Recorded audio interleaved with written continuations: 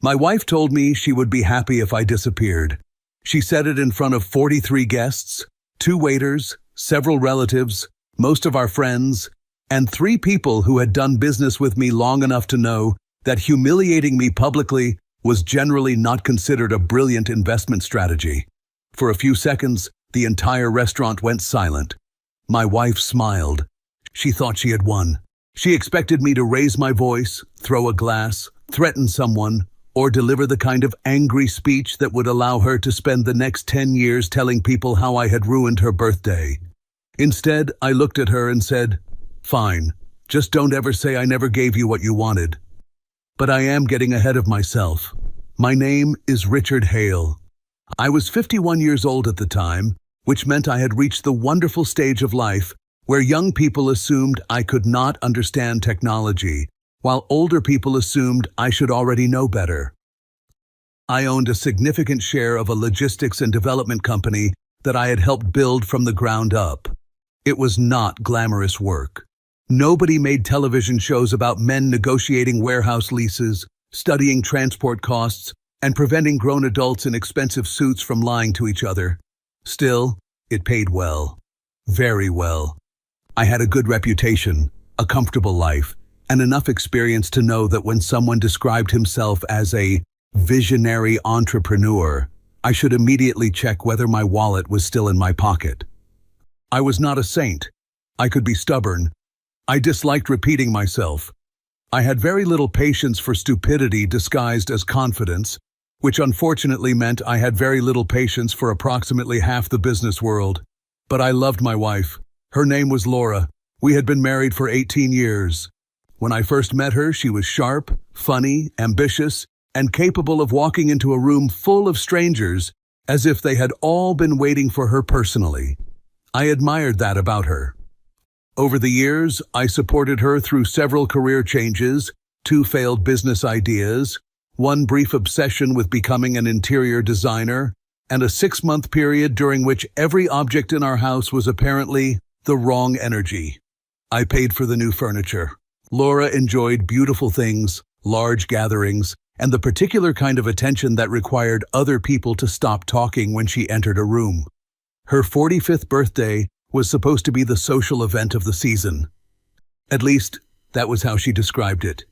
I would have described it as a birthday dinner, but apparently that was because I lacked imagination.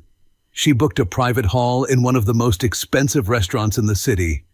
There would be live music, imported flowers, a custom cake, professional photographs, and enough champagne to make several marriages temporarily seem healthier than they actually were. Laura had been planning it for almost 3 months. She discussed tablecloths with the intensity of a general preparing for war. One evening, she held up 2 nearly identical shades of cream fabric and asked me which one looked more elegant. I made the mistake of pointing out that they were both cream. She stared at me for a long moment. "One is ivory," she said, "and the other? Pearl." Naturally, I apologized to both colors. I had no objection to the expense. We could afford it, and Laura rarely asked for anything halfway. If she wanted a quiet dinner, she invited 12 people. If she wanted a celebration, local fire regulations became a personal insult. More importantly, that birthday was supposed to mark the beginning of something new for her. For several years, Laura had talked about launching her own high-end event and hospitality consultancy. She had taste, connections, and enough confidence. The problem was that confidence and a business plan were not technically the same thing. I had spent months quietly helping her prepare. I introduced her to accountants, lawyers, suppliers, and potential clients. I reviewed her projections, corrected several numbers that appeared to have been chosen for their emotional appeal, and arranged financing that would allow her to start properly. But that was only part of what I had planned. The morning after her birthday, we were scheduled to meet with our attorney. I intended to transfer a share of our family business into Laura's name. I had also agreed to place our country house entirely under her ownership. She loved that house. She had redesigned it 3 times, which meant I had technically paid for it 4 times. In addition, I was going to fund the launch of her company and approve a substantial investment in a new venture run by her younger brother, Daniel. Daniel had the confidence of a man who had never been forced to survive entirely on the consequences of his own decisions. Still, Laura believed in him. And because I believed in Laura, I had agreed to take the risk. She did not know any of this yet. I wanted it to be a surprise. Inside the gift box I planned to give her at dinner was a diamond necklace she had admired months earlier and a handwritten note. The note said, "Tomorrow, I'll give you the independence you've always wanted." 3 days before the party, I came home early from a meeting and found Laura in the dining room with a printed guest list. She was checking names and making small notes beside them. I poured myself a glass of water and glanced at the pages. Most of the names were familiar. Family members, close friends, a few of Laura's former colleagues, several of my business associates, and people whose exact connection to us I had never understood, but who appeared reliably whenever expensive food was available. Then I saw one name near the bottom of the second page, Victor Lang. I stopped reading. "Why is Victor Lang on the guest list?" Laura did not look up. "Because I invited him." Yes, I gathered that from the advanced detective work of seeing his name under the word guests. "Why did you invite him?" She sighed as if I had interrupted her during delicate surgery, rather than while she was deciding who should sit near the cake. "He's working with Daniel on a few things." "Daniel is working with Victor?" "Possibly." "Laura." She finally looked at me. "What?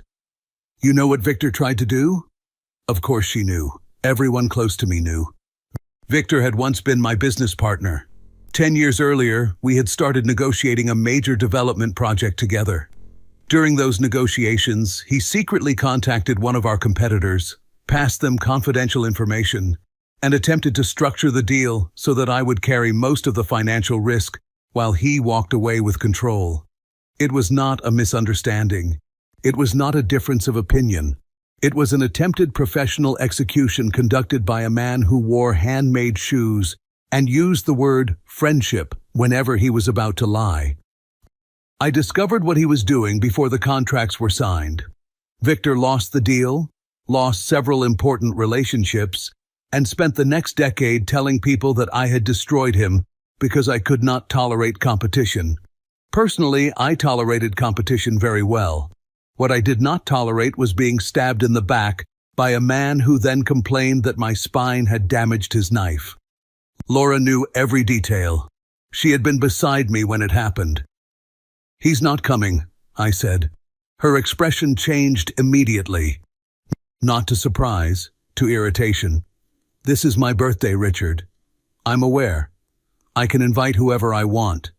And I can refuse to sit at the same table with a man who tried to ruin me.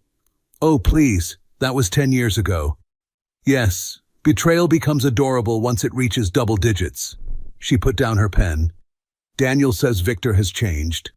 Daniel also once invested in a restaurant because the owner gave him free drinks. That has nothing to do with this. It explains the quality of his judgment." Laura folded her arms.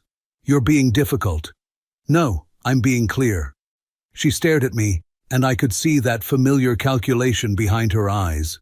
She was deciding whether to argue, charm me, or simply act as if the conversation had ended in her favor. She chose the third option. "Victor has already accepted." "Then uninvite him. I'm not humiliating a guest because you're holding on to some ancient grudge. He tried to steal a company from me, and failed. That doesn't improve the attempt. You're 51 years old, Richard. Surely you can behave civilly for one evening." There it was, the quiet reversal. Victor's betrayal was no longer the problem. My unwillingness to smile at him over champagne was the problem. I leaned against the table and looked at my wife. "Let me make this simple. I will not start anything. I will not ruin your dinner. I will not drag him outside and introduce him to the pavement." "How generous. But if he starts taking shots at me, you stop him." Laura rolled her eyes. "It's my birthday. I don't want to spend the evening managing 2 grown men." "Then don't invite the one who behaves like a rat in cufflinks." She gave me a cold smile. You really do have to control everything, don't you? That was an interesting accusation from a woman who had just spent 40 minutes deciding the exact angle at which the napkins should face. I straightened. This isn't about control. This is about respect. She picked up her pen again. It's one dinner. Be civilized. And just like that, the discussion was over. At least she believed it was. I stood there for another few seconds, watching her add a small mark beside Victor's name. Then I noticed the seating arrangement. Victor Lang was not placed at some distant table among acquaintances and people we would never see again. He was seated at ours, directly across from me. The night of Laura's birthday, I arrived at the restaurant 10 minutes early. This was not because I was excited. It was because I had spent 30 years learning that arriving late to an expensive event guarantees two things. Everyone notices, and the parking becomes an archaeological problem. The private hall looked exactly as Laura had imagined it. Tall flower arrangements stood on every table. Soft lights reflected from crystal glasses. A pianist played near the windows. The cake waited on a separate table beneath a small spotlight. Laura stood near the entrance in a dark green dress, greeting guests as if she were accepting an award. She looked beautiful. That was the irritating part. Even after our argument, even after seeing Victor's name on the guest list, I looked at her and felt the same familiar pull I had felt for years. She stepped closer, adjusted my tie, and said, "Please don't look so serious tonight. I'm 51. This is just my face now." She exhaled through her nose. "Can we have one evening without tension?" "That depends. Did you invite the tension personally?" Her eyes narrowed. Before she could answer, one of her friends approached and kissed her on both cheeks with enough enthusiasm to qualify as a minor assault. Laura immediately turned away from me and returned to smiling. I stood there for a moment, holding the gift box in one hand. The necklace was inside. So was the note. "Tomorrow, I'll give you the independence you've always wanted. At that point, I still plan to keep every promise." That probably tells you something about me, or about optimism, or about the fact that even intelligent men can become absolute idiots when love is involved. Guests continued arriving. There was Martin Cole, an attorney who had the rare ability to make silence feel billable. There was Simon Hayes, one of our largest clients, who greeted me with a handshake and immediately complained about interest rates. There was Rebecca Sloan, a former colleague of Laura's, who knew everything about everyone and considered privacy a temporary inconvenience. Daniel arrived 20 minutes late. Naturally, Laura's younger brother had built an entire personality around arriving after everyone else and explaining why it had actually been a complicated business decision. He embraced Laura, kissed her cheek, and handed her a bottle of wine. "Traffic," he said to me. "You live 12 minutes away." "Construction." "There is no construction." He lowered his voice. I had to change shirts. "That must have been terrifying." Daniel grinned. He liked me, mostly because I had paid for several of his ideas and had not yet physically thrown him through a window. "Big day tomorrow," he said. He was referring to the investment. I had reviewed his proposal for a boutique property management company. The idea was not terrible, which was the highest compliment I had ever given one of Daniel's business plans. He knew I intended to approve the funding. He did not know that I had already instructed the attorney to prepare the final documents. "Tomorrow hasn't happened yet," I said. He laughed. "Always dramatic. Always solvent." He slapped my shoulder and moved toward the bar. Then Victor Lang walked in. He was wearing a charcoal suit, a silver tie, and the same confident smile he had worn 10 years earlier, while explaining why the evidence against him was merely a difference in interpretation. He entered with his wife, Elena, who looked uncomfortable before she had even removed her coat. That was probably because Elena had common sense. Victor did not. Laura saw them and immediately crossed the room. She hugged Elena, kissed Victor on the cheek, and welcomed them warmly enough that several people turned to look. Then she brought them directly toward me. Of course she did. Why place a lit match near gasoline when you can personally introduce them? "Richard," she said brightly, "look who's here." I looked. Victor smiled. Richard. Victor. He held out his hand. I looked at it for half a second before shaking it. His grip was firm. Mine was firmer. This is how middle-aged men communicate when murder would create paperwork. It's been a long time, he said. Not long enough. Victor smiled wider. Still direct. Still employed. His eyes flickered, only briefly, but I saw it. Laura touched my arm. Richard. What? We're being civilized. Elena looked at the floor. Victor laughed. I've missed your sense of humor. No, you haven't. Maybe not. A waiter approached with champagne. Victor took a glass. I did not. I had decided before arriving that I would stay completely sober. Not because I feared losing control, because if the evening went badly, I wanted to remember every word. Laura led Victor and Elena toward the main table. I remained where I was for a few seconds. A couple of minutes later, I also went to the table. The seating arrangement was exactly as I had seen it on Laura's list. Laura sat at the center. I sat to her right. Victor sat directly across from me. Elena sat beside him. Daniel sat near Victor. That explained part of the invitation. The two of them were already talking about Daniel's project. Victor leaned toward him, speaking quietly, using his hands in the theatrical way of a man who wanted nearby people to know he was discussing money. I took my seat. Laura glanced at me. Please, she whispered. I'm sitting. You know what I mean. Yes, you mean I should pretend you didn't seat a thief across from me at your birthday dinner. Her jaw tightened. Before she could respond, Rebecca Sloan took the seat on Laura's other side and began complimenting the flowers. The first course arrived. For a while, everything remained polite. People talked about work, travel, children, renovations, and all the other subjects adults use to avoid discussing anything real. Victor behaved himself. At first, he spoke about market conditions, a recent project, and the difficulties of finding competent contractors. I contributed very little, not because I was afraid to speak, because watching Victor behave politely was like watching a snake wear reading glasses. Interesting, but not reassuring. The first comment came during a conversation about expansion. Simon asked whether my company still planned to open another regional office. We're considering it, I said.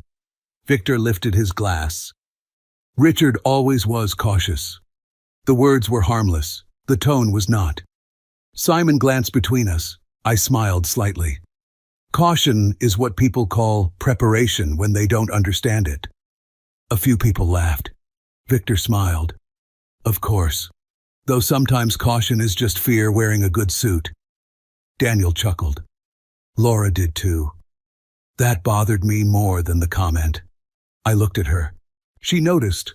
Her smile faded for half a second. Then she turned toward Rebecca and asked about her children. The second comment came 10 minutes later. Martin was telling a story about a difficult negotiation we had handled years earlier. Victor interrupted. Richard always did enjoy making people wait. I enjoy letting people reveal how desperate they are, I said. Same thing, really. Only if you're the desperate one. That earned another laugh, this time louder. Victor took a drink.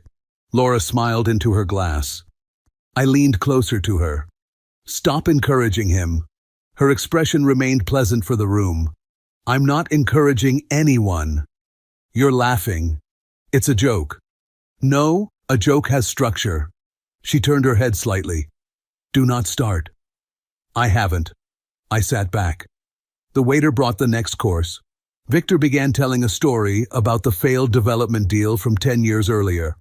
Not the true version. His version. In his version, we had disagreed over strategy.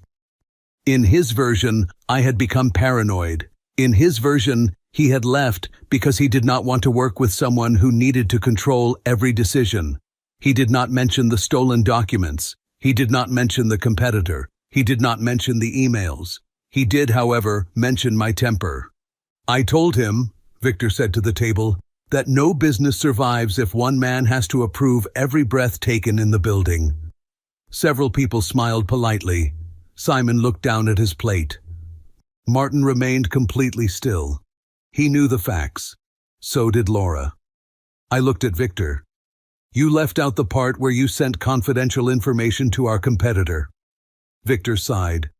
Still holding on to that version? It was proven by lawyers. Yes, Victor. That's generally how proof works in business. Daniel shifted in his seat. Elena touched Victor's sleeve. Maybe we should talk about something else. Victor ignored her. I made a mistake, he said. A mistake is sending the wrong attachment. I looked around the table. Trying to put your partner in debt while taking control of his project requires planning. The room became quieter. Laura set down her glass. Richard. I turned to her. What? This is my birthday. Stop turning dinner into a trial. I stared at her. Victor leaned back in his chair. He was enjoying himself now. He had come for exactly this. Not to celebrate Laura. Not to help Daniel. He had come to stand in front of people who respected me and see whether he could make me react. And Laura had seated him in the best possible position. I lowered my voice. He started this. She gave me a tired smile. You're both behaving like children, Victor laughed. Some things never change. Laura laughed with him. That was the moment I understood she was no longer trying to keep the peace. She was performing. She had an audience. The room was full of people whose attention mattered to her. And she had decided that the easiest way to look powerful was to make me look manageable. The meal continued. So did Victor. Every few minutes he found another way to insert a comment. When someone complimented our country house, Victor said, Laura always had better taste than Richard. Laura smiled. When Daniel discussed his business proposal, Victor said, Careful, Daniel. Richard will want veto power over the coffee machine. Laura laughed again. When Rebecca asked how Laura and I had stayed married for 18 years, Victor raised his glass and said, Strong contracts. That one earned a larger laugh, even from people who clearly knew they should not be laughing. I looked at Laura. She was enjoying the attention. Her cheeks were flushed from champagne. She had become louder as the evening progressed, more animated, more theatrical. I leaned toward her once more. This is getting out of hand. She kept smiling at the table. It's fine. No, it isn't. You're too sensitive. I nearly laughed. That phrase has probably ended more honest conversations than any sentence in human history. You invited him knowing what he did, and you agreed to behave. I am behaving. Then keep doing it. I looked across the table. Victor was watching us. He had heard enough to understand. His smile told me everything. I sat back and folded my hands. All right, I said quietly. Laura turned to me. What does that mean? It means I'm giving you one last chance to stop this. Her smile disappeared. Do not threaten me at my own birthday.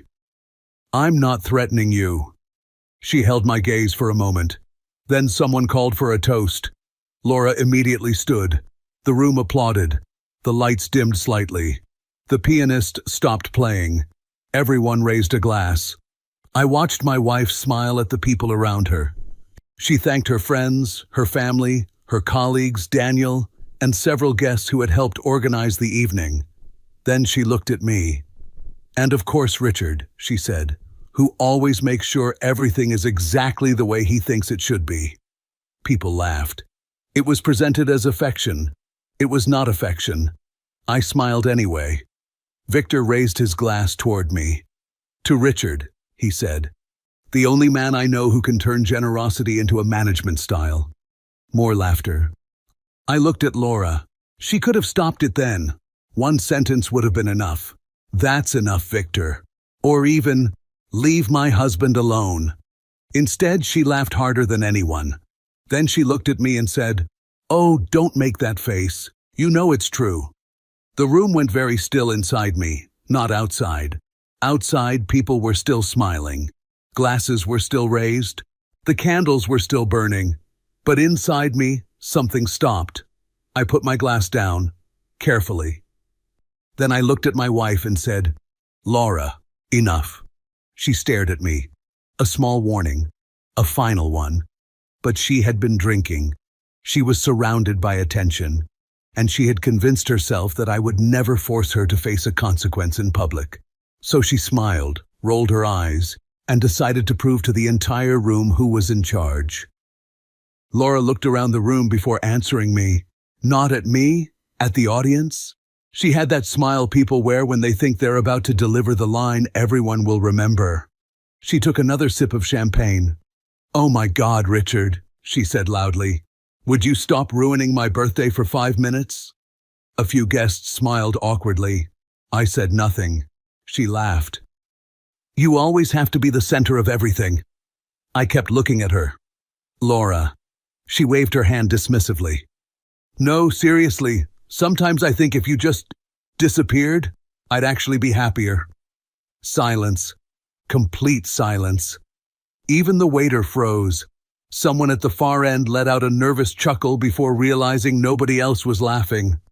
Laura expected me to explode. She wanted me to. An angry husband would immediately become the villain of the evening. Instead, I stood up slowly, looked her straight in the eyes, and spoke calmly. "Fine." Another pause. "Just don't ever tell people I never gave you what you wanted." Her smile faded. I picked up the gift box I'd brought, walked around the table, placed it in front of her. "Happy birthday, Laura." She blinked. "You're seriously leaving?" "Yes." "Oh, don't be so dramatic." I smiled for the first time that evening. "Actually, Laura, I'm being surprisingly reasonable." Daniel stood up. "Richard, come on. She didn't mean it." I looked at him. Then perhaps she should have said what she meant. Victor leaned back in his chair with a smug grin. "Well, this escalated." I turned to him. "You've wanted to see me humiliated for 10 years. His smile widened. "Looks like you finally got your wish." I looked at Laura one last time. She still expected me to come back, to cool off, to return in 20 minutes after everyone convinced me to apologize. She knew me, or at least she thought she did. Without another word, I walked toward the exit. Nobody stopped me. Behind me, I heard whispers. What just happened? Did they have a fight before this? Is he really leaving? I drove home instead of to a hotel. Not because I intended to stay, because there were things I needed to do. I walked into the house just after 11. The silence felt strange. Laura had spent weeks planning that party. Tomorrow morning at 10, we were supposed to meet our attorney. The folder was already waiting in my office. I opened it. Transfer of my business shares. Transfer of the country house. Funding agreement for Laura's company. Investment approval for Daniel's project. Nearly $7 million in total commitments. I sat there for several minutes. Then I remembered her words. If you disappeared, I'd be happier. I wasn't angry anymore. I was clear. I picked up my phone. "Martin." My attorney answered immediately. "I thought you'd still be at the party." I left. A short pause. "That bad?" "Worse." "What do you need?" "Cancel tomorrow." "All of it?" "All of it." "And Daniel's investment?" I looked once more at the folder. "Yes." Martin didn't ask why. He'd known me for 20 years. "If you're calling at this hour," he said, "I'm assuming you've already made the decision." "I have." "I'll stop everything first thing in the morning." "Thank you." After hanging up, I took the folder, locked it back in the safe. Then I went upstairs. I packed one suitcase, clothes, laptop, passport, documents, a few personal things. Before Laura came home, I left. I didn't slam the door. I didn't leave an angry note. I simply disappeared, exactly the way she'd asked. I headed to my apartment on the other side of town. At 9:17 a.m., my phone rang. I let it ring. Then again, then again. On the fourth call, I answered. "Richard, where the hell are you?" "At home." "You're not home." "Correct. I'm at my home." "What is that supposed to mean?" "It means I moved." She laughed. Not because it was funny, because she still thought this was a performance. Oh, stop acting like a child.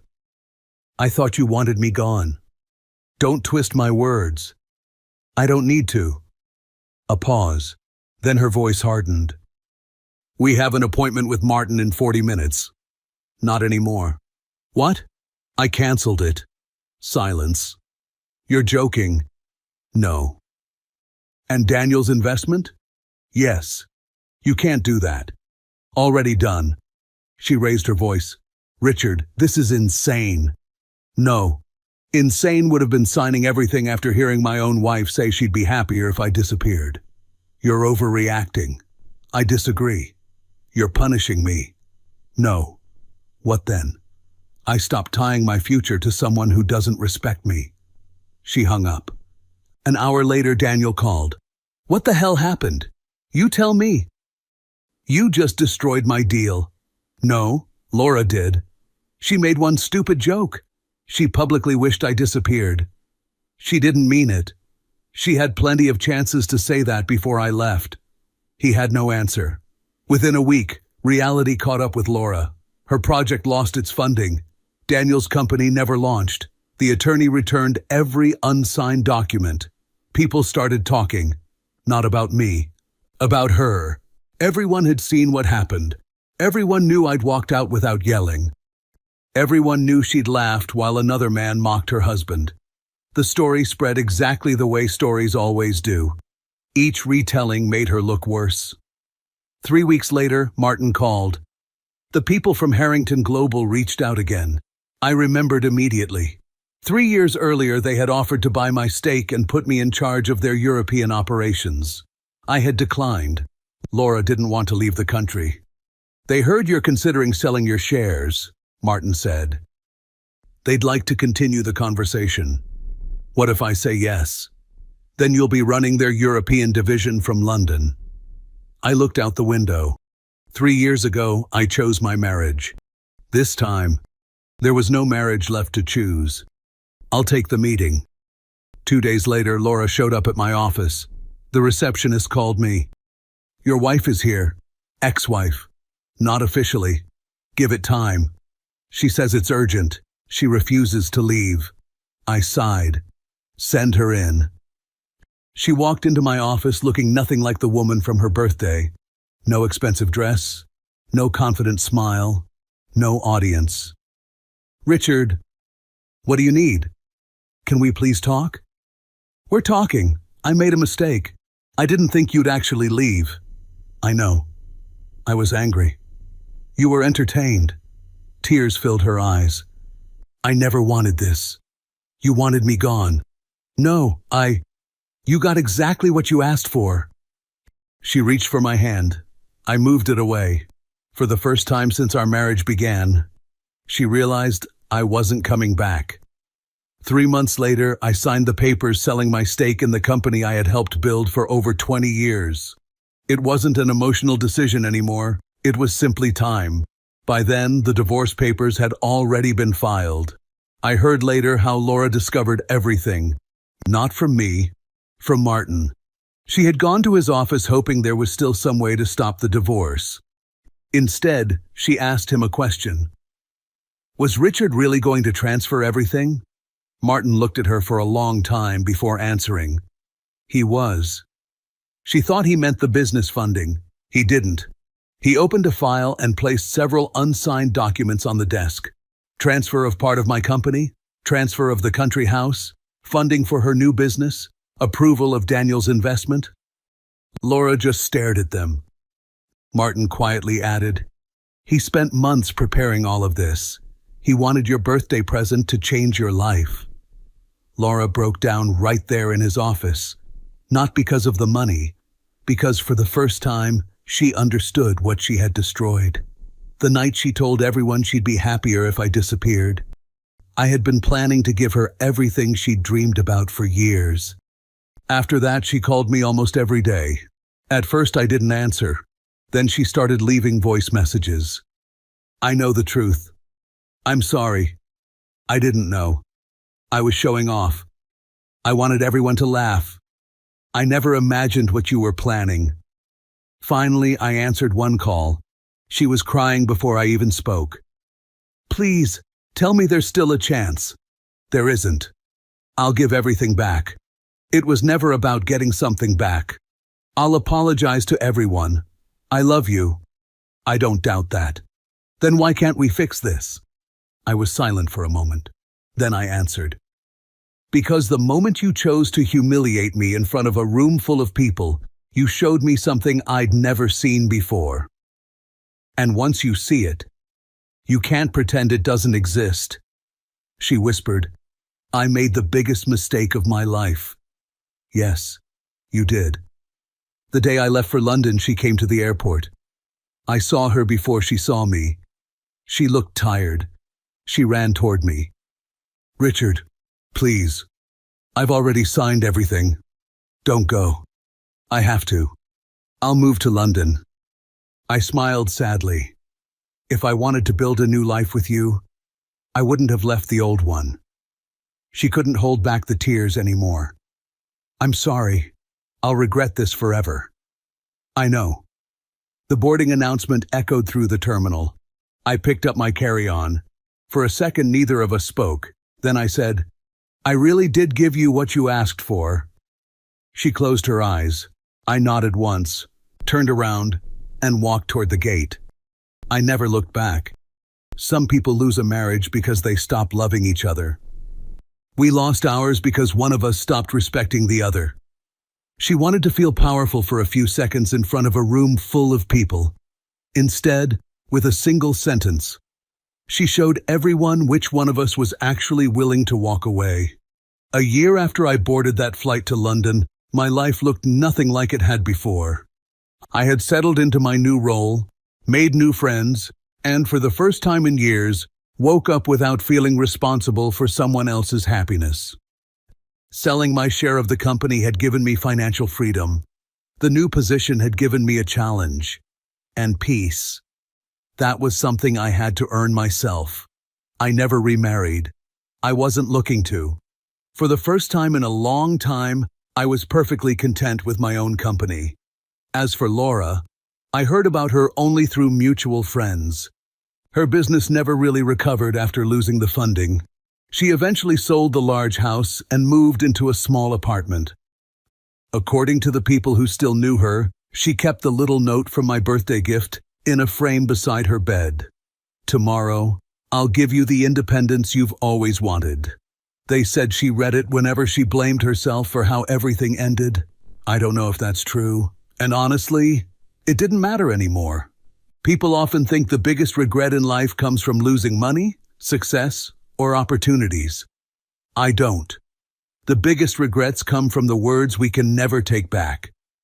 One careless sentence cost Laura the marriage we'd spent 18 years building. As for me, I didn't disappear. I simply walked toward a life where I was finally respected. And sometimes, that's the bravest thing a person can do. If you felt this story hit hard, drop a like, subscribe for more, and share your thoughts in the comments. Your support keeps Steelheart beating.